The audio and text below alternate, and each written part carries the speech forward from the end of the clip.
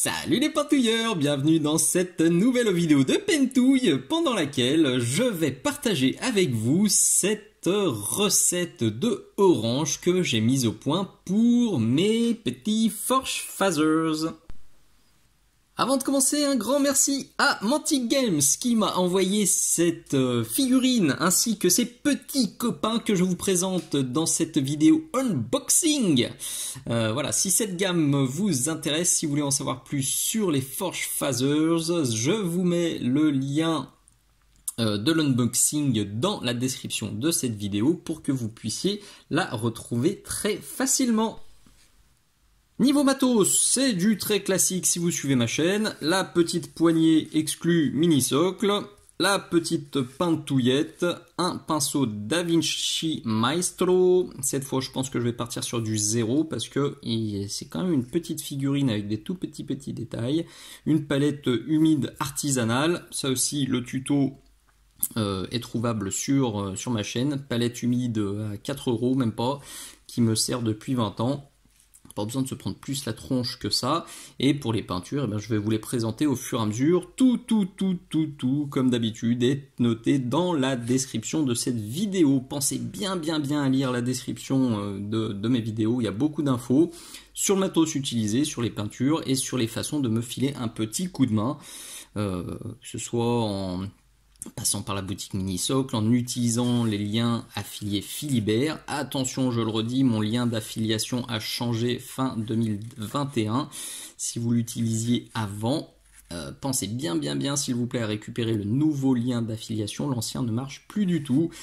Si vous avez des pitous, notamment si vous avez des figurines ou des décors Dead Zone qui ne vous servent pas, eh ben, n'hésitez pas à me contacter. Et le plus important, pensez s'il vous plaît à vous abonner à ma chaîne.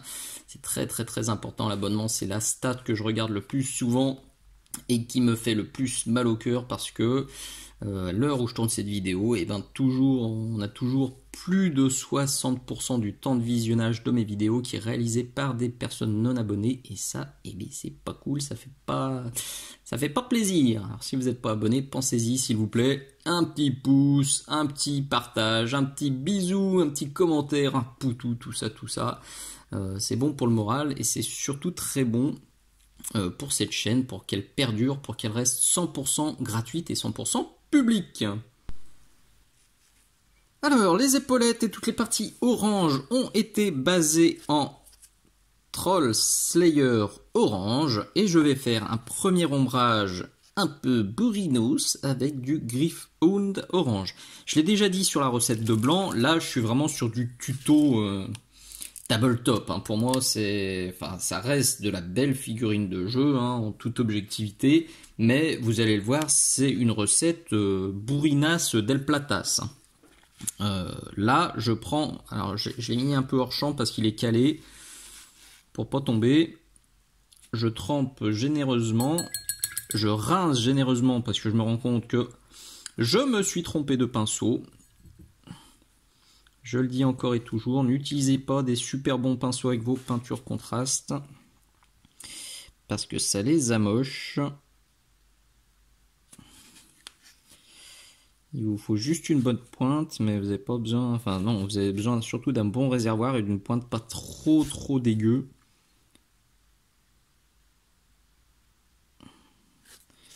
Hop, là j'en ai mis un petit peu trop, donc je suis allé rincer, je suis allé vider, décharger totalement le pinceau sur ma pentouillette. Et là on est bien.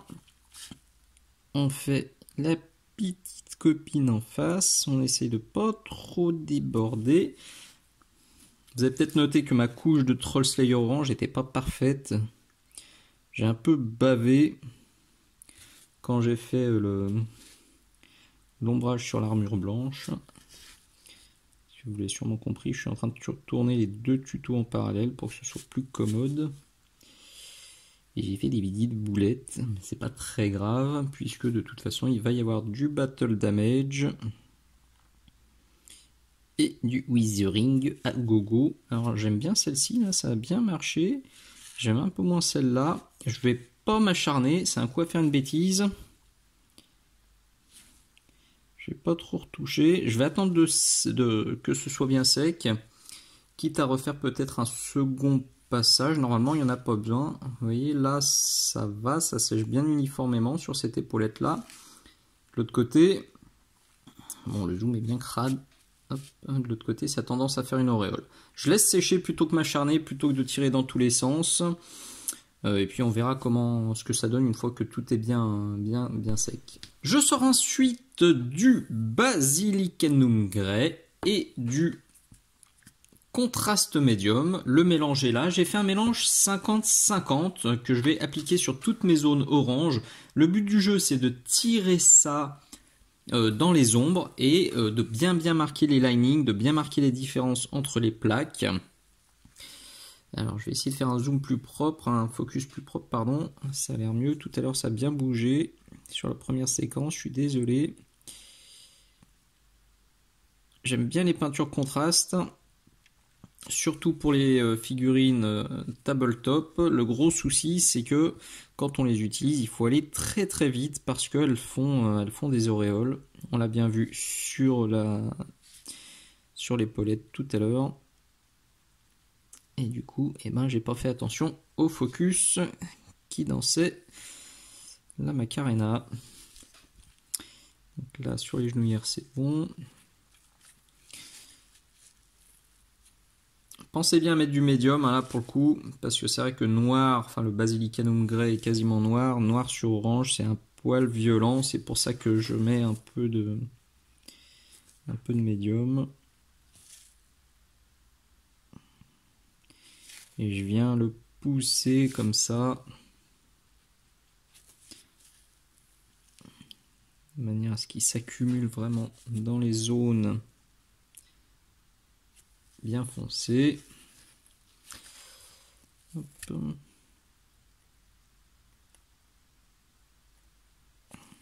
Voilà. On va essayer de faire l'autre proprement aussi.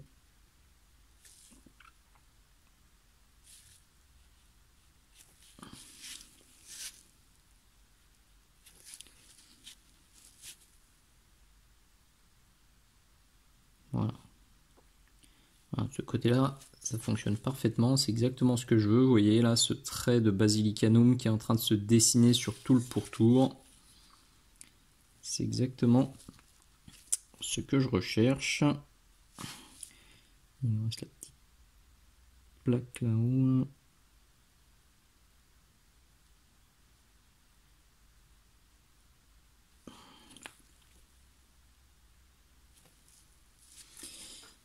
Et la petite plaque ventrale là, pas besoin de trop s'appliquer. Spruch.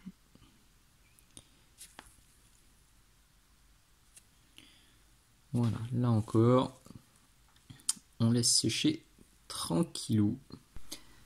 J'avais bien dilué le Basilicanum parce que voilà, j'avais un petit peu peur, hein, soyons honnêtes, que ça soit trop marqué, mais du coup, c'est pas assez marqué à mon goût, donc je vais renforcer ça avec un mélange de 2 gouttes de Skaven Blight Ding, plus une goutte de noir mat de chez Army Painter. Le mélange, il est là. Ça ressemble très fortement à ce qu'on obtient en faisant des passages de Basilicanum.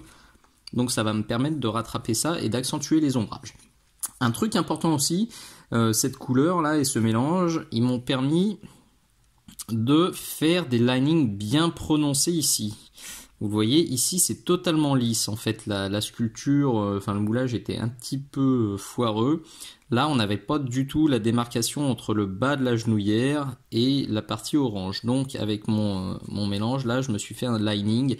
Les linings c'est vraiment très important pour la lisibilité d'une pièce. Je l'explique pendant plus d'1h10 dans cette vidéo là, que je vous conseille si vous aimez les linings, si vous galérez à faire les vôtres. Je présente plusieurs techniques, plusieurs produits pour les réaliser super facilement.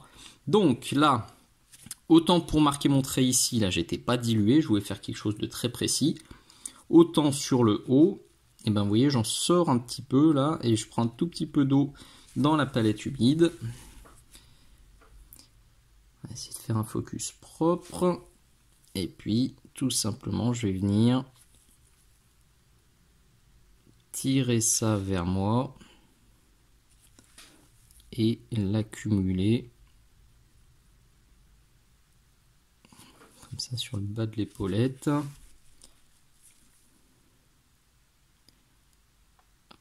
Et la même chose de ce côté-là. C'est tout simple, c'est rapide, mais ça va tout de suite mieux marquer et mieux fonctionner. Il est maintenant temps de rééclaircir tout ça. Je ressors donc du Troll Slayer orange et du Gryph-hound orange.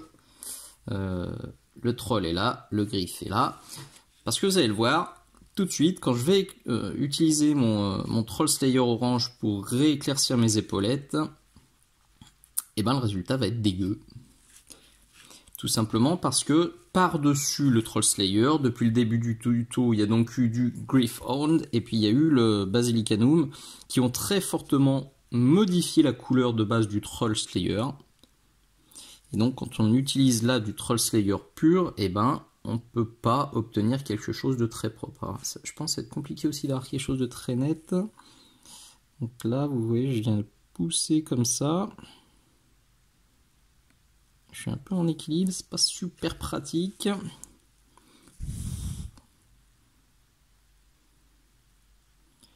J'en profite aussi pour faire quelques petits points, quelques petits battle damage. Ah ouais, super. Dans la collection, je suis pas à l'écran.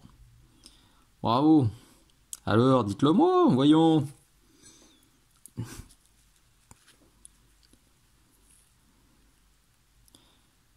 Juste faire 2-3 passages comme ça. C'est surtout le coup de pinceau qui est important. La décharge. Et surtout, j'appuie à peine sur mon pinceau. J'effleure la figurine pour laisser un tout petit peu de peinture.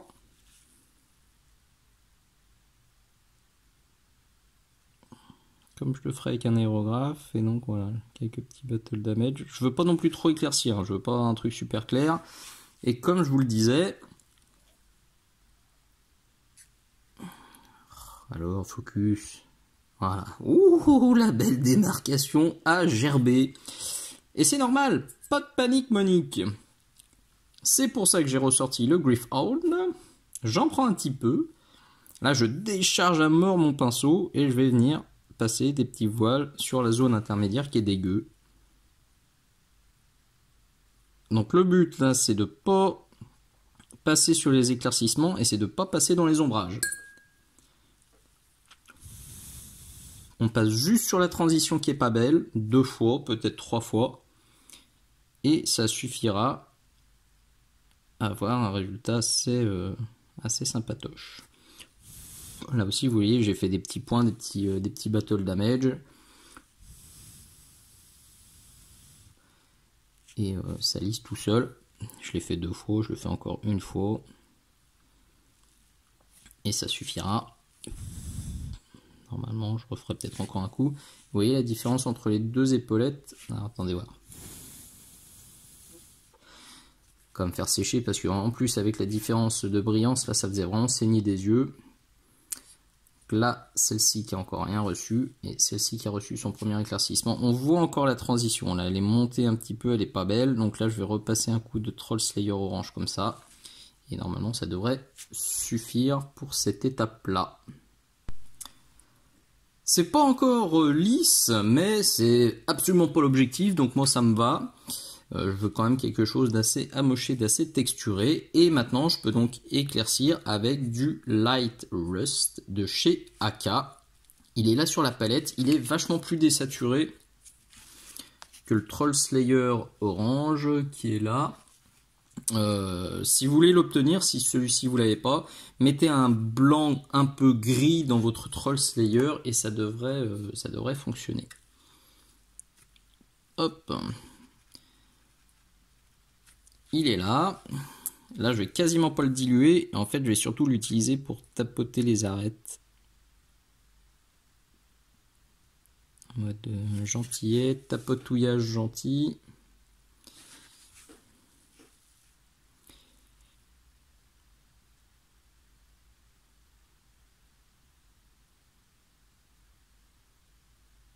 Je me tais un peu parce que ça devient précis. C'est le moment. où pour que le résultat soit convaincant, il faut être fin. Quick, un petit trait. Hop, un petit point. Une petite sortie du champ. Un focus flou. Ah, nickel. Un tuto qui se passe bien. Bon, je vais quand même le diluer aussi un tout petit peu. Et étendre très légèrement la zone. Vraiment léger, oui, j'ai fait un petit millimètre, c'est pas foufou. Et là, ça commence à être plutôt sympatoche. Et pour terminer, je vais me claquer quelques derniers points de lumière avec ça, le Dectane ou l'agate, que vous retrouverez bien sûr dans la description et sur la boutique Mini-Socle. Il est là sur ma palette. Alors j'utilise ça pour mes éclaircissements plutôt qu'un ivoire ou un off-white, tout simplement parce que le beige de l'armure, le blanc cassé de l'armure est éclairci avec ça. Donc je cherche à avoir un rendu harmonieux. Et c'est une astuce qui fonctionne très bien pour avoir quelque chose qui marche bien, pour avoir l'impression qu'on a vraiment une armure bien, enfin qui évolue, enfin on a un gars qui évolue dans un environnement particulier et sous une lumière, on va dire homogène. Et ben utilisez la même couleur d'éclaircissement pour toutes les zones de vos figurines. Si vous éclaircissez votre orange avec un ivoire ou avec une couleur chaude et que vous éclaircissez le reste de l'armure avec une couleur froide par exemple, et ben on va pas comprendre en fait, ça va faire un peu bizarre à l'œil nu, parce que là si vous mettez vous sous le soleil ou une figurine sous le soleil ou n'importe quoi sous le soleil, tout sera éclairé dans des tons chauds. C'est normal, le soleil est un petit peu chaud en termes de couleur, je veux dire, en termes de température, oui. Même si Caradoc il dit que si on passe la saucisse très vite, c'est pas si chaud que ça, et on arrive à la cuire.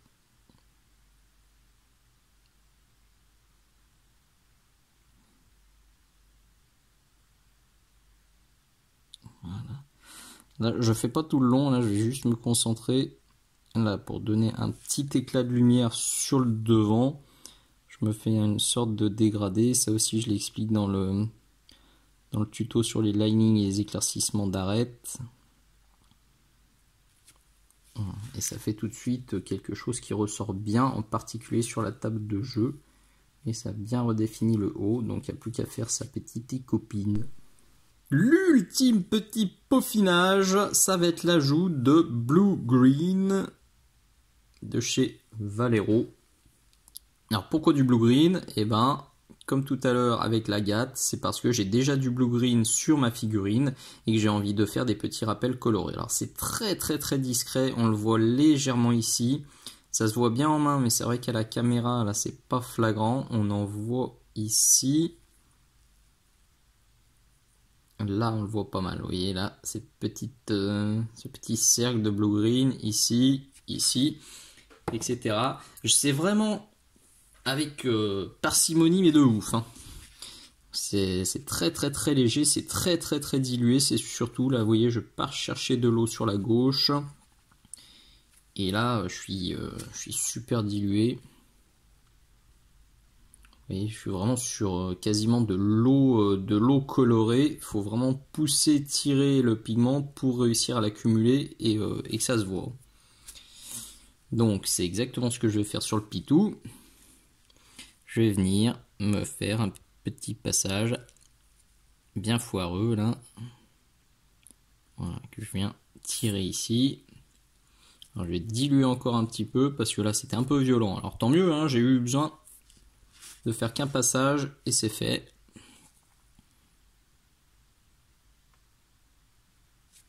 Vous voyez la petite auréole là, enfin, auréole entre guillemets, hein. La petite zone de bleu qui se forme.